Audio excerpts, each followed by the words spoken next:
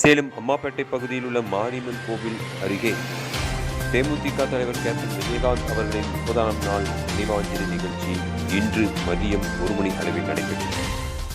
மலர் தூவி அஞ்சலி செலுத்தி 400 பேருக்கு அன்னதானம் வழங்கப்பட்டது.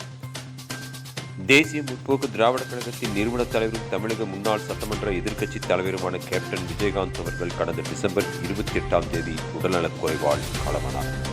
அதனைத் தொடர்ந்து அவரது உடல் தேமுதிக கட்சி அலுவலகத்தில் நல்லடக்கம் செய்யப்பட்டது.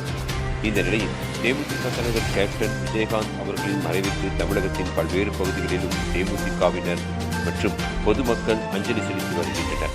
அதன் ஒரு பகுதியாக தேமுதிக தலைவர் விஜயகாந்த் அவர்களின் 30வது நாள் நினைவேந்தலை ஒட்டி சேலம் மாநகர மாவட்ட தேமுதிக சார்பில் அம்மாப்பேட்டை பகுதி மாரியம்மன் கோவில் அருகில் விஜயகாந்த் திருவுருவப்படத்துக்கு மாலை அணிவித்து அஞ்சலி செலுத்தும் நிகழ்ச்சி இன்று நடைபெற்றது.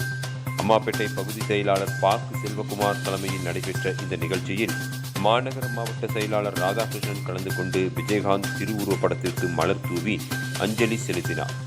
தொடர்ந்து பொதுமக்களுக்கு அன்னதானம் வழங்கும் நிகழ்ச்சி நடைபெற்றது. 400க்கும் மேற்பட்டோர் கலந்து கொண்டு அன்னதானம் பெற்றனர்.